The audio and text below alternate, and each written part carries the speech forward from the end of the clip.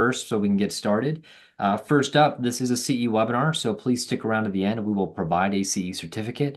Don't worry if you miss it. We will send it to you, to those who attended the webinar. We will send it to you at the end of the night tonight.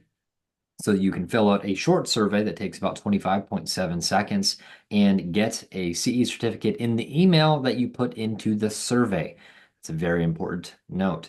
Additionally, we are recording this webinar. So if you want to review any parts of this webinar, please stay tuned. We'll have that recording up within 24 to 48 hours. We will put that on YouTube and our website, and you'll have that link very shortly afterwards. Last but not least, this is an interactive experience, so please put your questions and comments in the chat, questions in the question and answer section. We have a handful of questions that you've asked.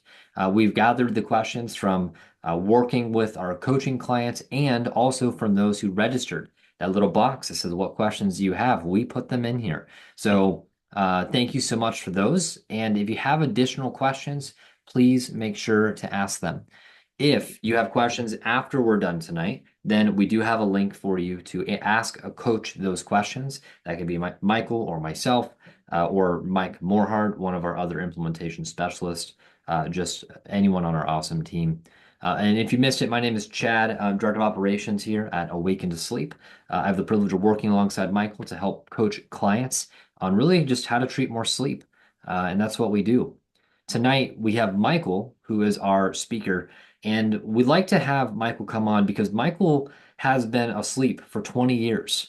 I'm just kidding. Michael has been in sleep for 20 years, starting off as a pediatric sleep technician, moving on to building sleep centers with actual physicians across the country, launching a CPAP and HST referral business, and eventually starting his own company, which would be Awaken to Sleep, which now coaches dental practices, trains dental practices, and equips them with a mastermind so that they might treat more sleep apnea, reach more patients, and increase the impact in their community. So we're here tonight to talk about the business of 2025 and making sure that you build that business in your sleep for your sleep program in 2025. So Michael, I feel like a lot of folks know you. You're all over the place on social media. But if there's one thing that's most important about you that you want people to know, what is it? That was not on the question list, Chad. No, we have a bonus question. Bonus Bonus question. question. I think most people that have either heard me speak or they're coaching clients, maybe not on if they've only seen me on social media. A big part of my journey was that I held my infant daughter who was turning blue while she had apnea. The information people poured into me changed her life, saved her life, and I think that it's our job when we know to share. As dentists, when you know and you start seeing this in your practice, you have to talk to your patients about it. You're compelled to talk to your patients about it. So I'd say that's probably the undercurrent. The most important thing to me is that we're about people, and when we know we have to share, we're compelled to help. Awesome. Well, sharing will help your practice. It'll help your patients. It's a good thing. So with that, we're going to jump right in. If you've joined our webinars recently, you know that our format has changed a little bit. We are here answering real questions that real providers have asked us. And one of the first is when it comes to crushing it in dental sleep medicine, we got to set a goal. And there's this phrase, if you attended any of our master classes, you're familiar with it, but it's a BHAG, a big, hairy, audacious goal. Wait a minute, aren't you Unless, supposed to ask me the questions here? oh yes, it is. But when I'm here, we get commentary on the question, unless you're a social media post, in which case it's a big, hair, audacious goal.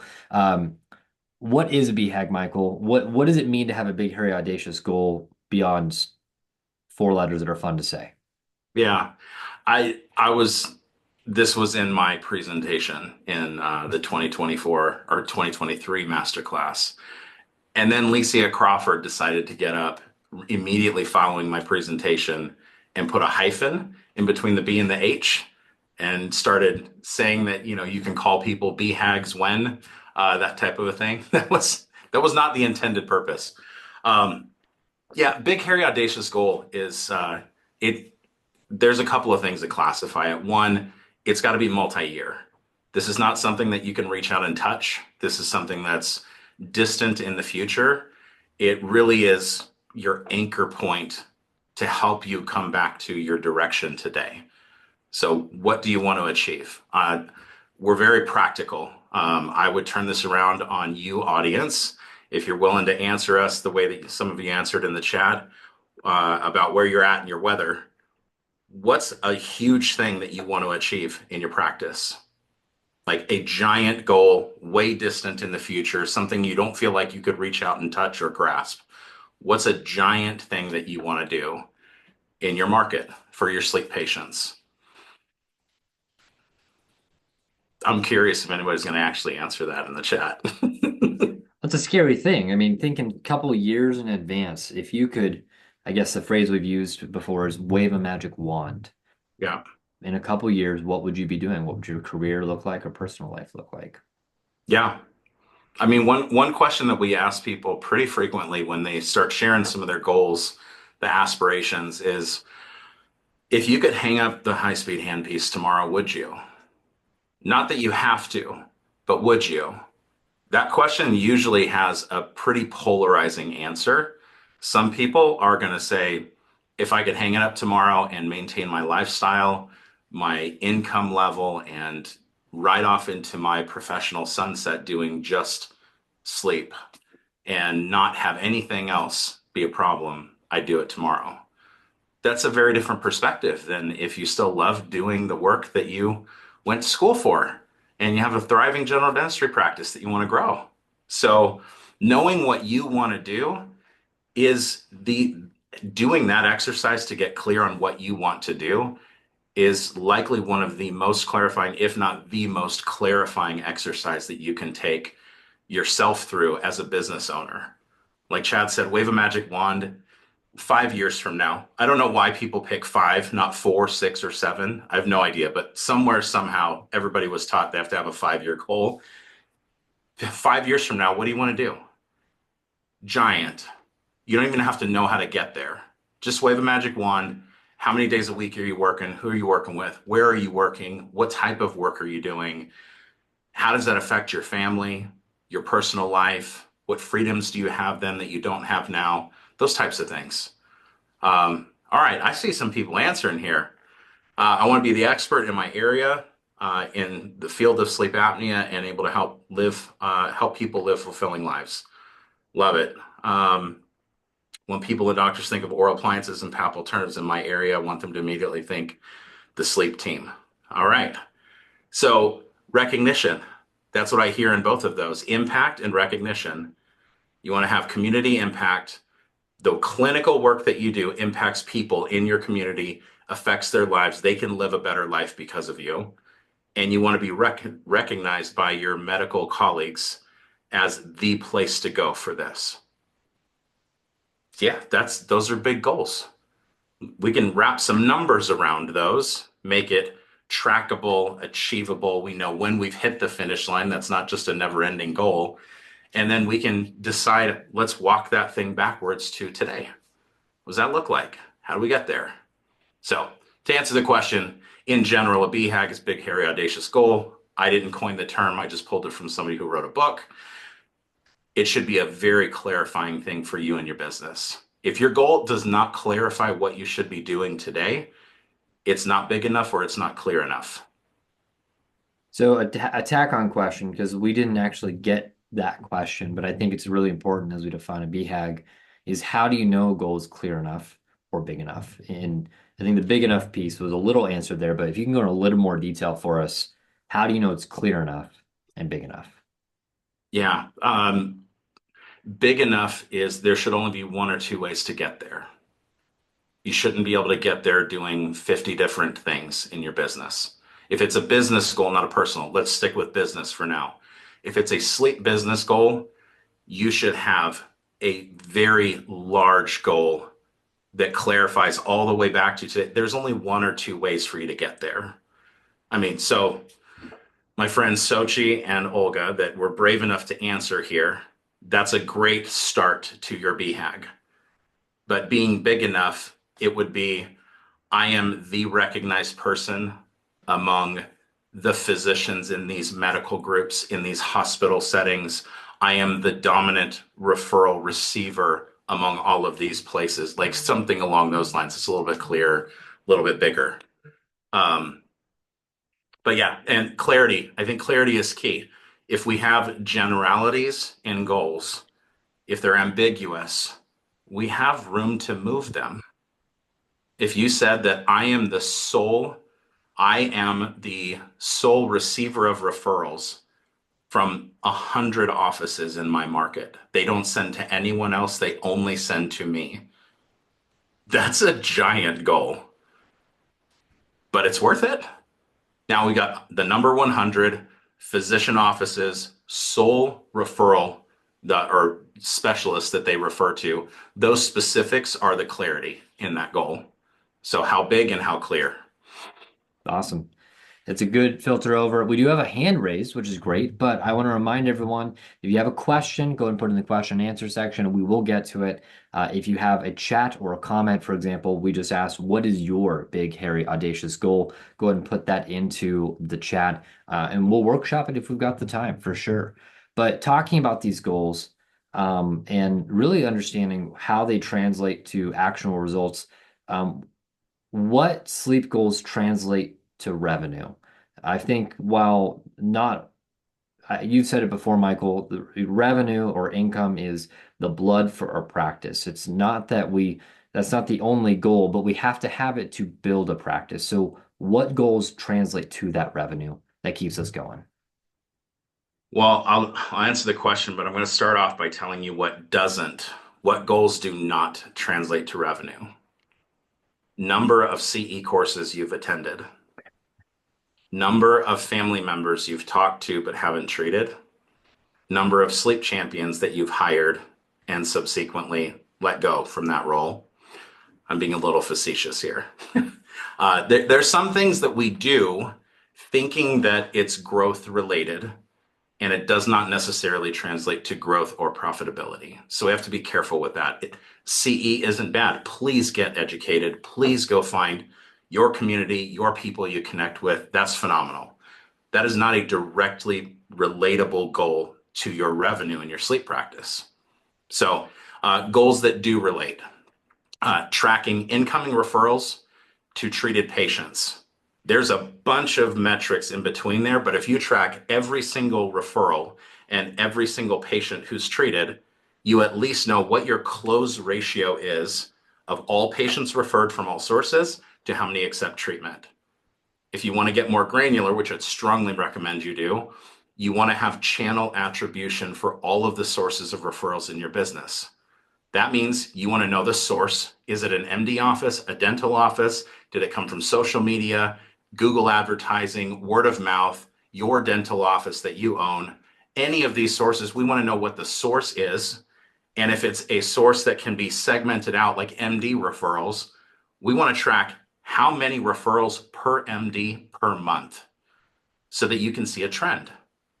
If you know that Dr. Sanders sends you 4 patients a month and you go 6 weeks without seeing a patient, we've gone way too long without contacting their office.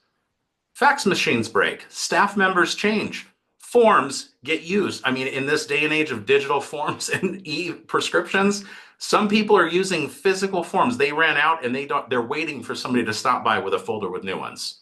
Whatever the case, channel attribution is a big one. Where do the referrals come from? Then we can measure how productive are those channels. I know, Chad, I'm going to take this a little bit further just because I think this is a very important point for every practice, regardless of how big or small. If you're receiving referrals from physicians, you need to track every physician office per month, how many they refer. You also want to ideally track at least once a quarter, what is your close rate per office? If one office sends you a bunch of people that only waste your time because no one moves forward, that's a bad referral source. We either need to educate them and get better referrals coming in, or figure out how to triage them better and not waste our time. We have high value referral sources that everybody comes over educated, everybody closes. We want to know why. Maybe you treated that sleep physician's wife or that pulmonologist's husband with an appliance and they're an absolute raving fan. Those are the things that we want to key in on. Another key metric is knowing the channel attribution, where patients come from. What revenue per head are we getting? If you're charging people cash, it's equivalent across the board. If you're getting referrals outside the four walls of your dental office, you're likely getting physician referrals, marketing. That means you're billing medical insurance. Not all insurances are equal. Not all dollars are going to be the same per case. We treat every patient equally for their care to help them. But we need to understand we're running a business. So if you're going to run a postcard that you mail out, which zip code, which neighborhood that you can hand select has the highest density of Medicare Plan F and G as their secondary insurance that's going to pay you full rate on most all of your cases. Those are the things that we're looking at. So, summary, we want to track our leads to closed cases rate. Each process, each step along the way, if we can get granular with incoming patients, when were they contacted, what was the fallout, how many actually came in for a consult, how many were diagnosed already, all of that stuff we want to track. But at minimum, referrals to closed cases, track that, know what your hit rate is. Then have track channel attribution, every patient, where they're coming from, who they came from. And then once a quarter, you're going to gauge each one of those referral sources for its value. Especially on the marketing side, you'll start to see which marketing efforts you need to double down on, double the ads, increase the ad spend by 25 to 50%. See what happens in 3 months. If it continues to rise and you continue to close those cases, you know dollars and cents what that channel is paying you. How much does it cost to acquire a client? How much does that client equate to? These are numbers. So then you decide which service to roll back, which one to expand.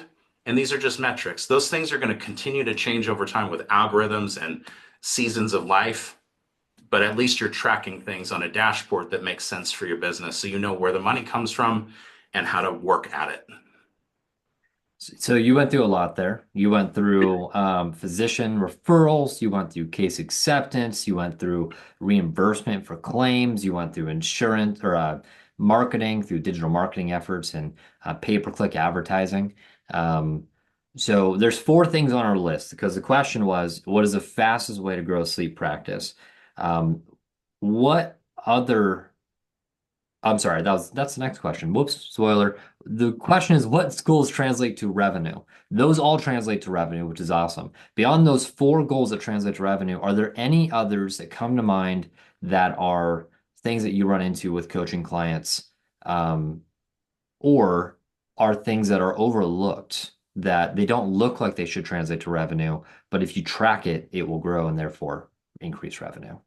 Yeah, that's a great clarifying question. Things that most people don't think are related to revenue, but absolutely are, the speed in which you respond to leads, especially if you are paying for those leads and that attention, how quickly you can respond to an incoming social media direct message, an incoming request, an incoming phone call. I mean, I'm not talking about being on call 7 days a week, 24/7. If people are sitting in their house at 9:30 at night messaging you, you do not need to respond at that point in time. But a very reasonable response time actually equates to more people remaining interested and coming in. The other thing is the close rate can often just be associated with the salesperson. That needs to be associated to both the salesperson or the treatment coordinator, whoever's selling the case, and the doctor. Anyone that's in relation to the conversation about the patient having emotional pain points addressed, motivation towards treatment, and then saying yes with their wallet. They're voting with their dollars. So anybody in that conversation, we've got to gauge the impact of those conversations. So it isn't just the staff member talking about dollars, it's the entire conversation that leads up to that to get them to move forward. Yeah, that's awesome. And I mean, if your team is overwhelmed, there's tons of tools out there to help with responding quickly. We were just talking about that before the call, weren't we? Just different tools and people out there for sure. So to recap on that, a couple of things we got. The six, I think, if I remember correctly. We've got who's referring and how much. We've got our oh shucks, now I'm blanking. I know there's six of them. We've got who's referring and how much. We've got our timeline that you just added, how quickly we respond to those leads. We've got our income per patient or our collections per patient. I'm blanking on some of the others. We have a recording that is here. Um,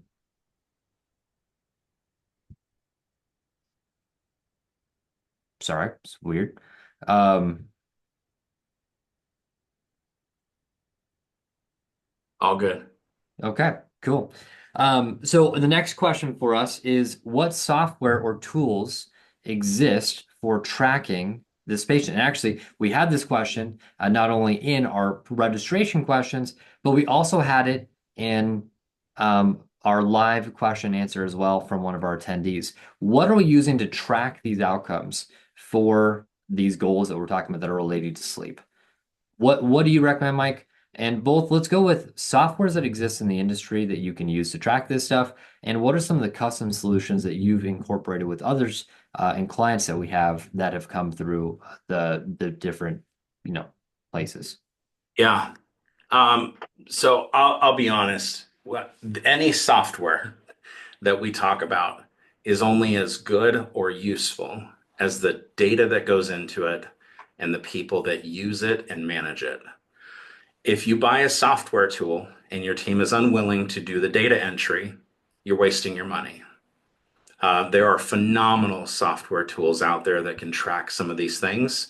Um, I'll tell you right out of the gate, you should have a singular place that tracks every single referral of patients that come in and simple dates. So, for those of you whose love language isn't Excel and Google Sheets, um, sorry to break it to you, that's the simplest solution.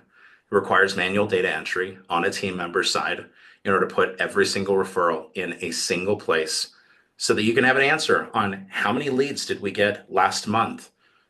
How many leads did we get from Google versus social media marketing versus physicians? We should be able to have that. Usually that lives someplace very simple like Excel. You can use more robust softwares like ClickUp as an example. You can set goals in ClickUp. You can create information that tracks referral sources, etc. You can buy fancy CRM softwares. Again, please don't think that you should buy a software until you've identified the team member that will manage it and the data that goes into it. Those are the things that matter. So I don't care if it's a basic Excel sheet or it's a robust software. There's plenty of softwares out there that manage physician relationships, or they will spout off that they've got, 140,000 physicians in their network and you can connect directly to their office and they can refer to you. That's awesome.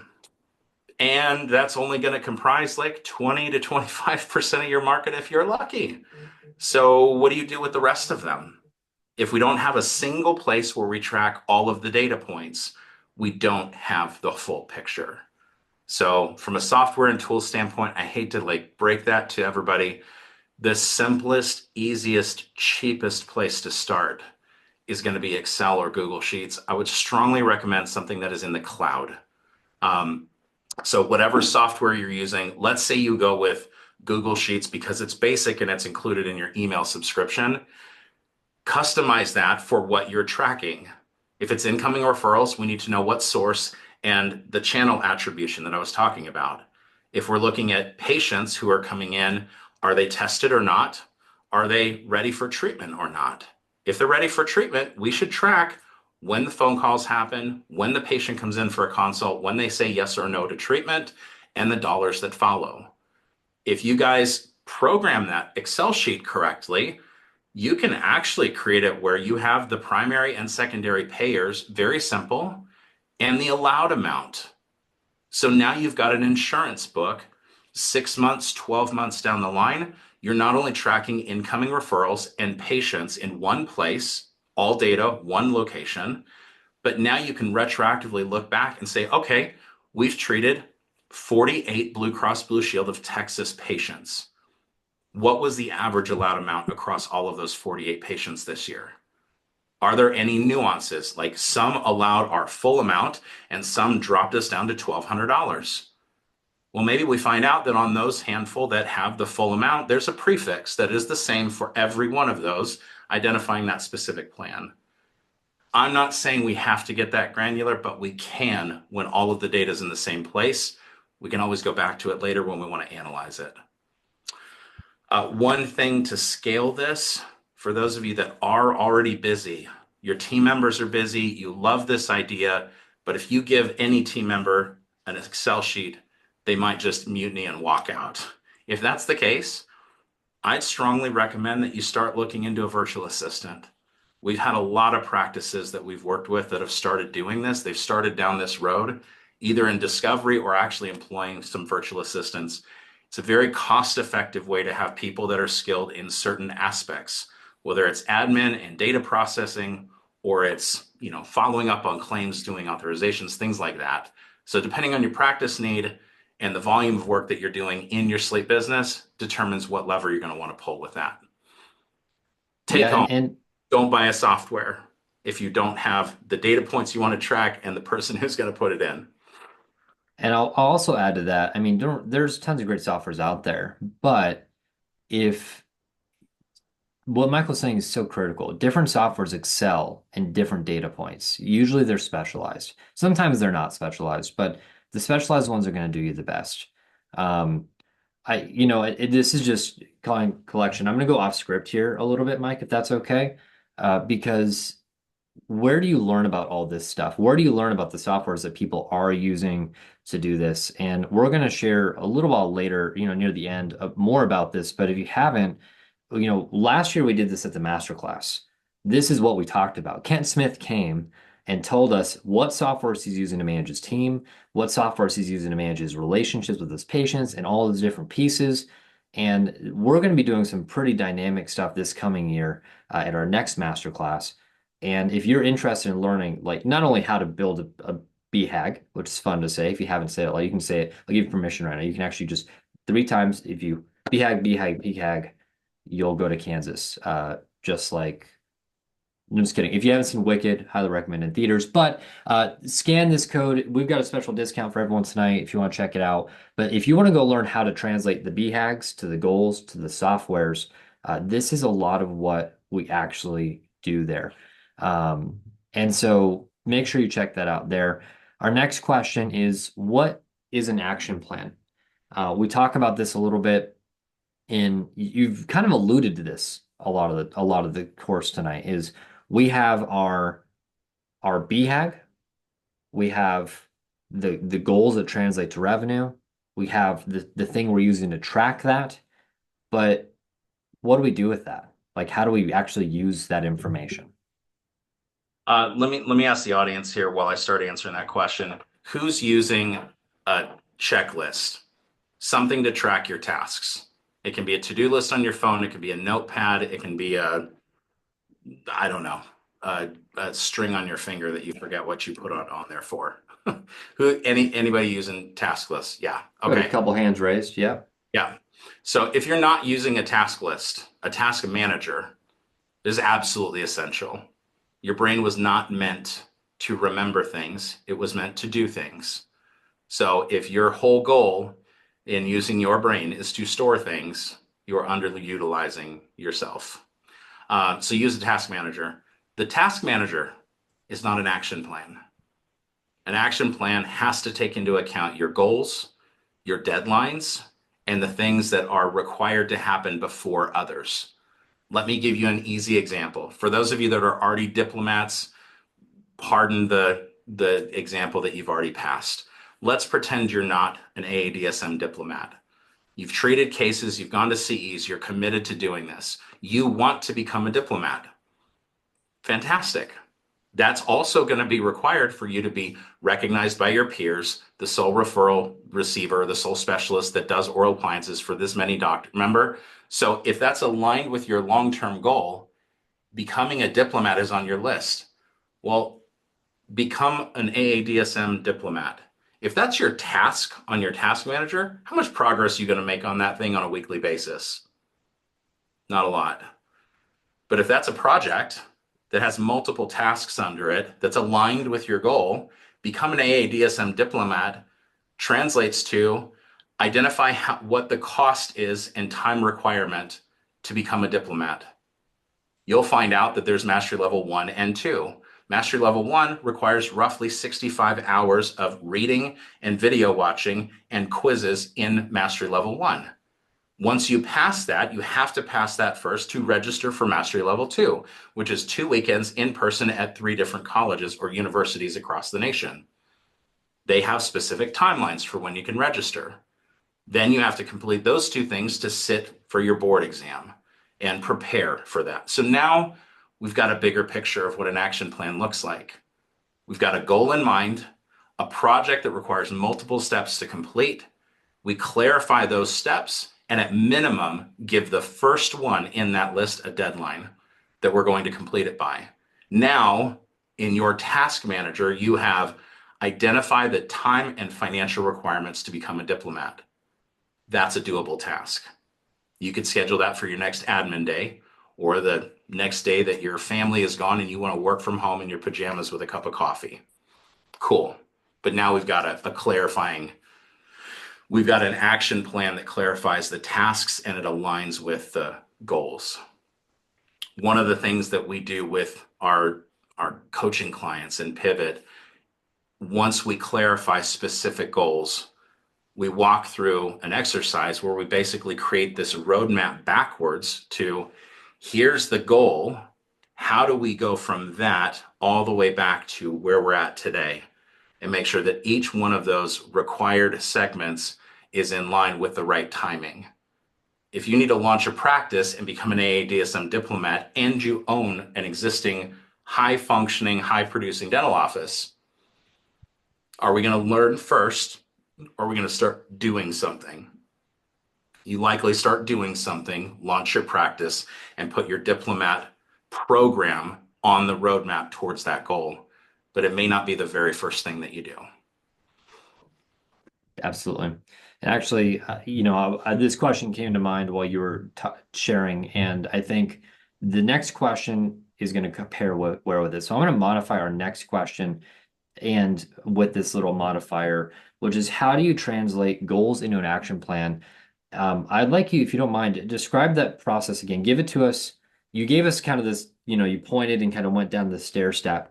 But if you could give it to us in simpler terms, what does that look like? And then if you don't mind, give us an example. You maybe change the details, but we've worked with hundreds of folks to do this actual process. So what is an example? And maybe it's something that applies to most everyone here in where they are, whether it be a moderate sized dental state medicine practice of how we take that goal to grow to the next level and break that into the next 2 or 3 steps we can take to get to that Yep, growth. got it. Um, I'm going to use somebody here that is a good friend of mine who's on the webinar tonight. Their recurring goal, their recurring 5-year goal, pardon me, for 3 years straight was to sell their general dentistry practice and go sleep only. It's a very admirable goal. Lots of CE, lots of effort, lots of managing the dental office, lots of building the sleep practice. Had 2 very successful businesses all tied into the same entity. So that goal was very clear. The timeline was clear. The end result was clear. How do we turn that into an action plan? Well, we just have to ask ourselves, what has to happen for this to occur? That's the really basic question that we would ask. We can get more detailed.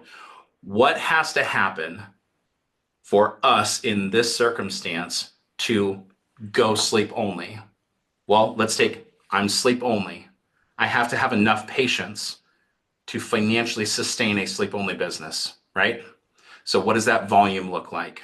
Let's take a step backwards. How do we get that volume to be at that level? Let's take a step backwards. How does that business become its own entity? Well, we have to start separating the dental office from the sleep practice. How do we do that? Well, we have to identify which cost centers and which softwares, which tools are which company's costs. Then we start separating those things. We go backwards. What staff members are required to be in this sleep only practice down the road? Who should we be hiring today that we're investing in for our tomorrow? And that's the goal to action plan. We start with the very end, not where we're at today. We start at the very end and ask what has to be true in order for this to exist? What has to be true in order for this to occur? These things. Okay, how do we get to those things? That brings us back. How do we get to that? That brings us back. And you'll see it's this cascading effect that it lands all the way back to where you're at today.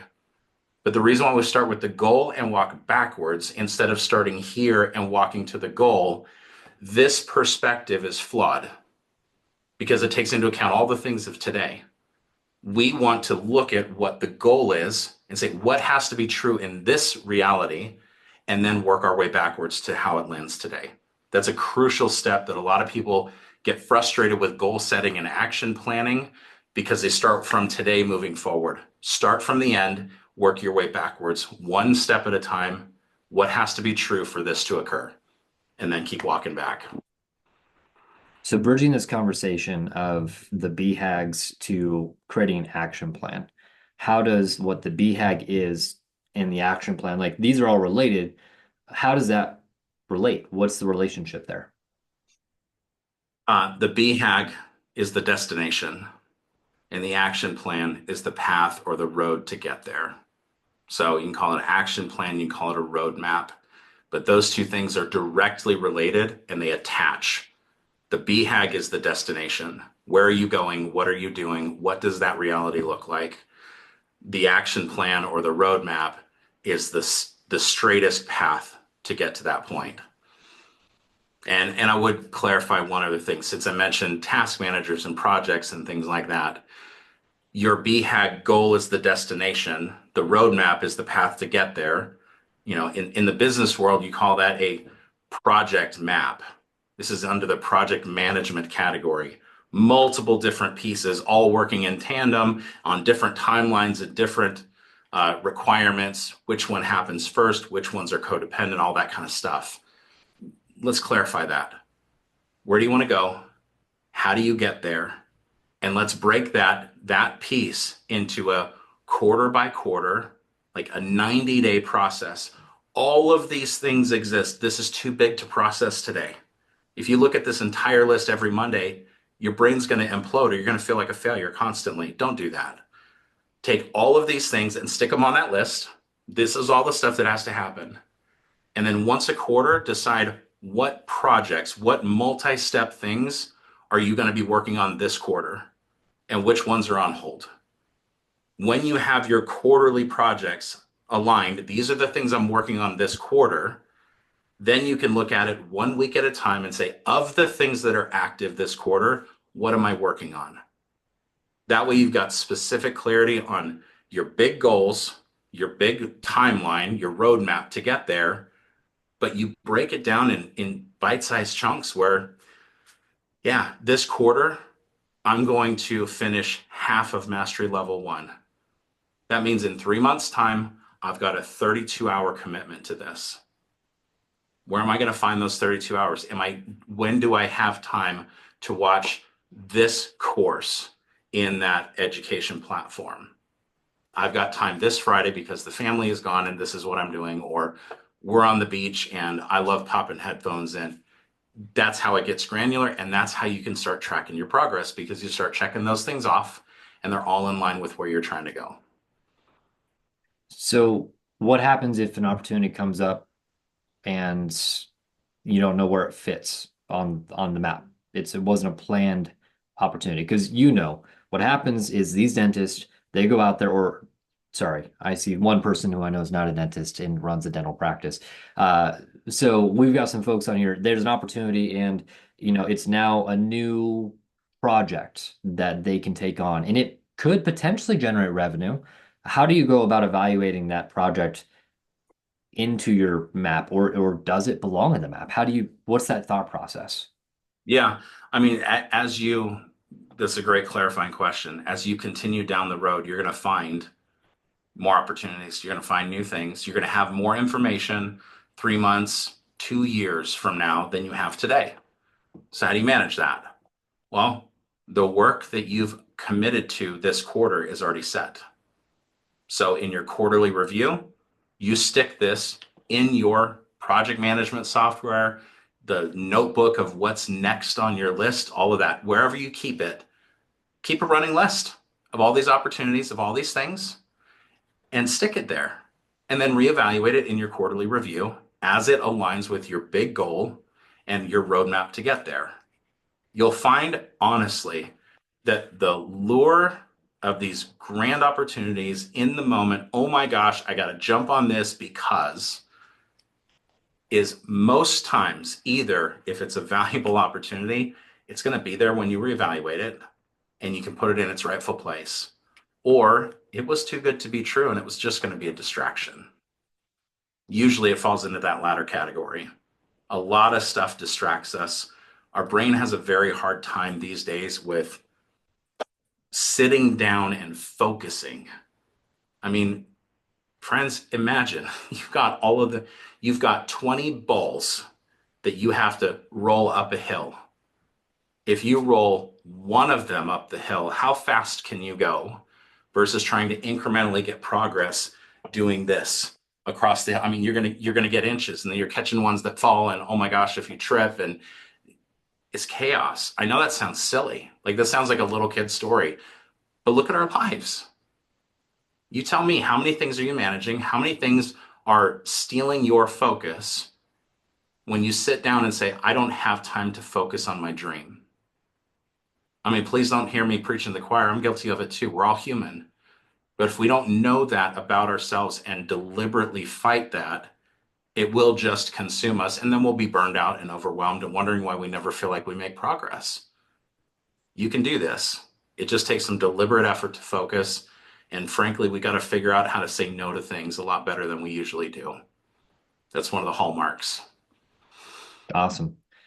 I want to bring this. We've got a couple more questions to run through, but one more that just as you shared, this is really great stuff. And we're talking about taking, 3, 4, 5 year goals and translating them into actionable steps. So what does this mean for 2025? We're wrapping up the year here. How can we use this idea of a BHAG to an action plan?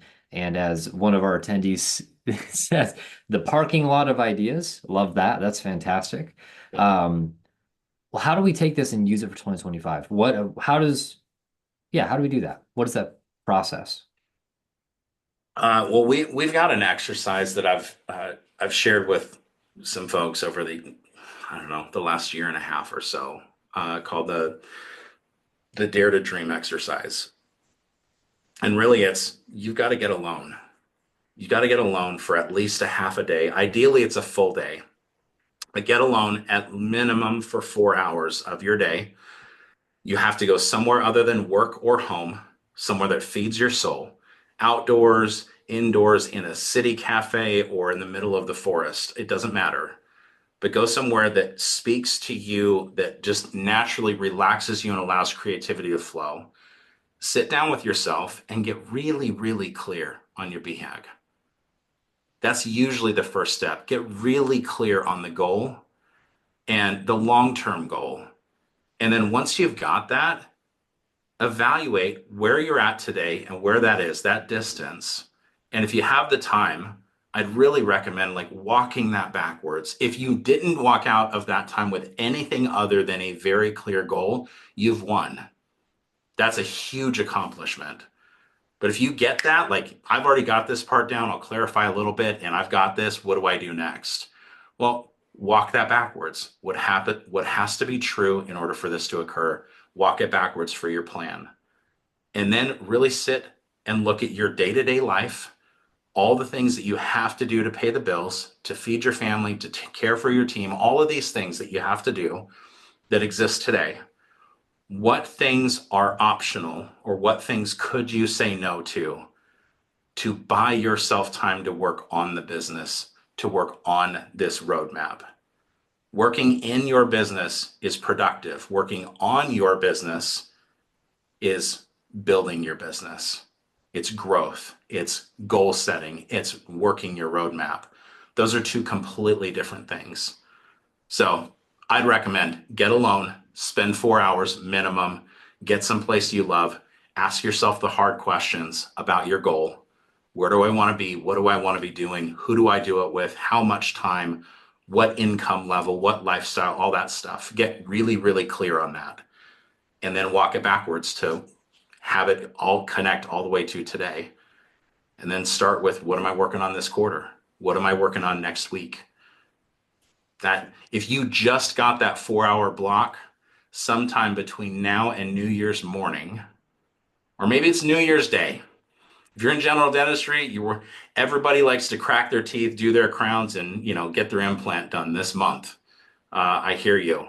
Okay, if you're billing insurance for sleep apnea, you're pushing on those timelines of when you can send those last cases to the lab before you're not going to get it back this year. Maybe it's New Year's Day. That's the first time you get to take a breath, spend 4 hours, get by yourself, look at your goal, get clear on it, and create your action plan for 2025. Yeah, absolutely. I think the other side is if you actually do this work that Mike's talking about, you have a better chance of hitting your goal. So how do you crush it in 2025? Well, you hit a goal and you get as close to it or surpass it as possible. But if you don't do this work, then how can you hit your goal? Yeah. So we Yeah. have our oh, go ahead. Real quick, Chad. One thing I skipped that I didn't mean to. I'd really like to hit this hard. Get this out of your head. You absolutely cannot do this exercise and just think. You have to get it out of your head. Typing it is okay. Handwriting it, whether it's on a digital tablet, a handwritten notebook, whatever. There's something about putting pen to paper that allows our brains to release things and trust that we can remember it because we have both sight, touch, and thought all related to this exercise. Typing doesn't fulfill the same thing with our brains. I don't know the brain science behind that. I know it's true, but unequivocally, you cannot leave this in your head because it'll just bounce around and distract you when you need to work in the business to produce and pay the bills today. We can't have that. So I'd get it out of your head, keep it in a place that you can go back to. But I strongly recommend the handwritten or digital handwriting if you can. Cool. I'm gonna also say this too, just because I don't know that Mike will say it, but if you don't have someone who's hold you accountable to the thing you wrote down, then you're less likely to achieve it.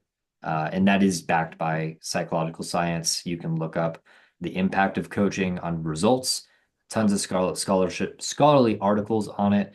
It's a real thing. In fact, it's a 30 to 50% increase in getting those results done. There's a principle, and I'm forgetting the name of it currently, but it's misquoted all the time. It says if you write down your goal, you're 30% more likely to hit your goal. The problem is the study that's quoted doesn't say that. It says if you write down your goal and regularly report on that goal, Yep. you are 40% more likely to achieve it. Yep. And that's where coaching and all that kind of stuff comes in. So just as a reminder, if you need help, we're around for it. But I want to share what I think was probably, I think I laughed out loud when I saw this question submitted, because it is, well, it's awesome, frankly.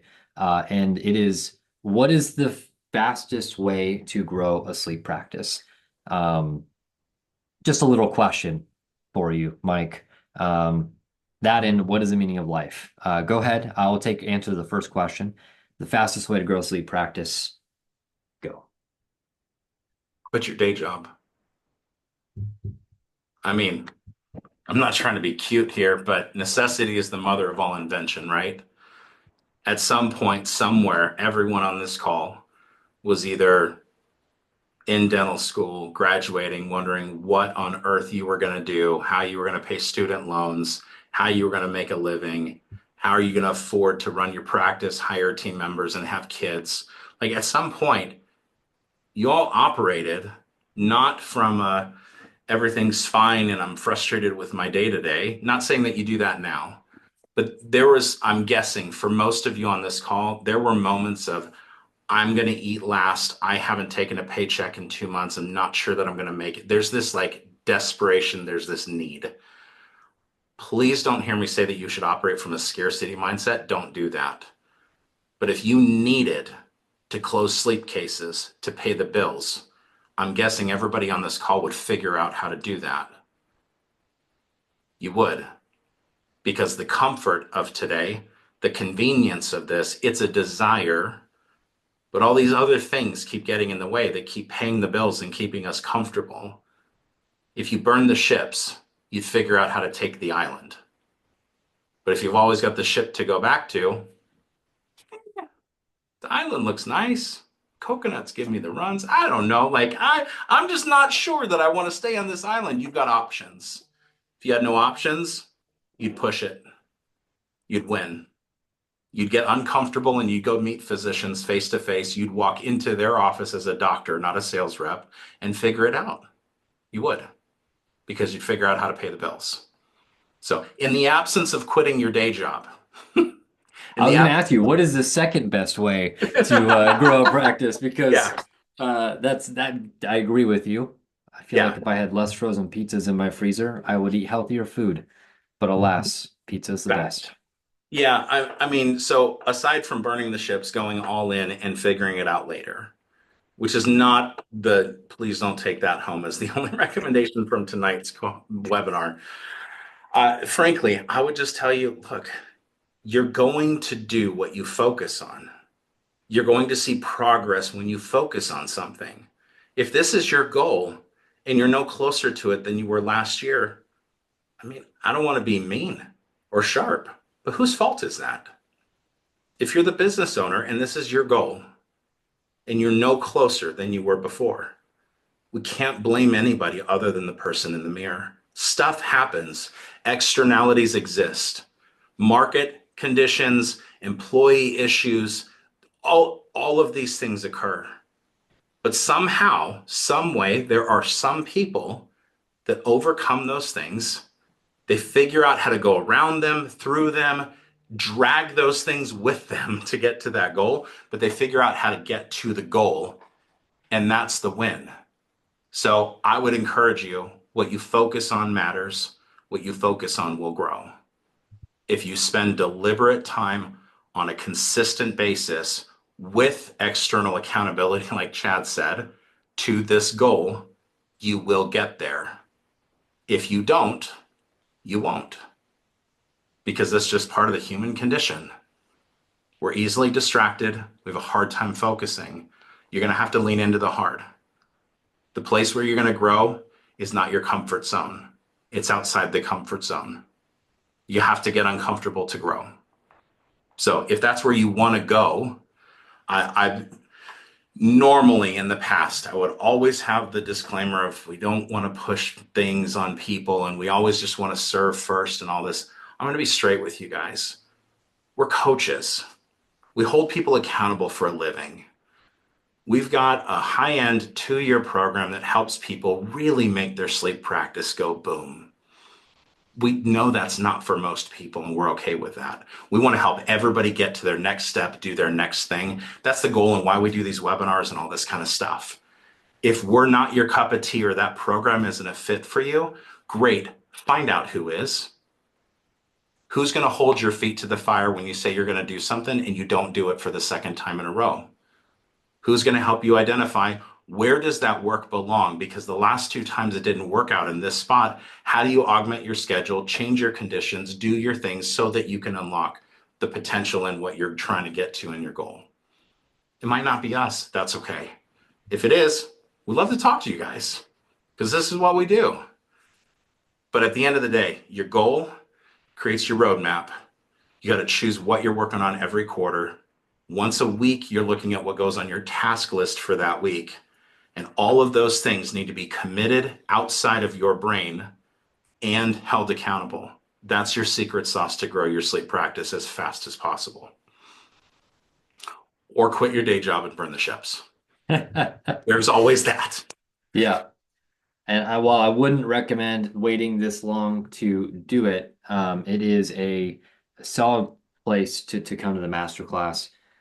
We are offering everyone in attendance tonight, if you want to, we are in our early registration. I put the link in the chat for you. We had some amazing speakers last year. We had Dr. Kent Smith, Stacy Lehman, Alicia Crawford. We had Dr. Harmandeep Singh. Michael spoke as well. It was a fantastic event. And this event is where we helped practices from all over the world, actually, from international, flew in for this event to be here and to see to grow their business. We already have sold a significant number of the spots available because, as you can see from this video, it's not an event that we want to. This is an event where hundreds of people come. This is an event where people come to actually legitimately workshop their business. And so, frankly, you can't wait this long if you want to succeed in 2025. It's in September. But if you want to grow your practice, you want to get access to experts, please register. This discount isn't going to be around forever. It's $500 off the doctor's ticket, and we just encourage you to go. And if you want to talk to one of our coaches and just see if the event is for you or learn more about our coaching, this is that link for you here. We're going to stick around for just a minute or two longer for anyone who has any questions or a goal for us to workshop. But if you want to get your CE, then you can use the link that's in the chat now. And other than that, we thank you for coming today. Mike, is there any closing words? I mean, you gave a really compelling statement. Just go do it a second ago, but any closing words that you'd like to leave for everyone here tonight? Yeah, I would just say, you guys, I would very strongly recommend you look at the masterclass. It like Chad said, it's workshop style. What that really means is we cap the attendance at 75 people, not doctors, including team members, max. There's a bunch of you on this webinar tonight that got to experience that this last September or the one prior or both. We put this on so that, frankly, we can bring in speakers that serve our clients in that Pivot Mastermind program. So it's all business, all topics related to the folks that we're already serving. And then we invite anybody else in the industry that just wants to come and learn from the same speakers. That's what we're doing. So not a plea here. I mean, we're 10 months out, and like Chad said, we're blessed and fortunate to have already sold many tickets for next year based on folks that wanted to come back. So if that's for you, we'd love to see you there. We have a blast there. We'd like for you to too. Anyway, but yeah, if you got questions, we're happy to get on a coaching call. But frankly, I would encourage you with take a deep breath. Know that you can do this. There's a reason the aspiration and the goal is inside of you to do this. Just get clear on why, get clear on what that looks like. And if you need accountability, even if it's a singular time for accountability, schedule a call. We don't care. If you want to, talk to us about our program, we'd love to do that too. But frankly, it doesn't matter if it's a sleep mentor of yours who's in a different city who's done this before you. Go do good work because there's people that need your help. We got tons of folks out there that need the help. You can do this. Just don't stay in your own way. Get out there and do it. That's my recommendation. And if we can help, we'll come alongside you. Awesome. Well, thank you everyone for coming tonight. Thanks for those that are able to participate in the chat and the questions and answers. Remember, take those 4 hours, at least maybe a whole day, go get away, set your big goal that's a little terrifying for the next couple of years and work backwards. And if you need help with that, go to our website, scan the QR code on the screen. We'll put a link in the email we send you afterwards. We will help you. We can't give you 4 hours, but we will help you make that plan to get, well, to crush it in 2025. So thanks for your time tonight. Have a wonderful evening. We'll see you next time. Thanks, everybody.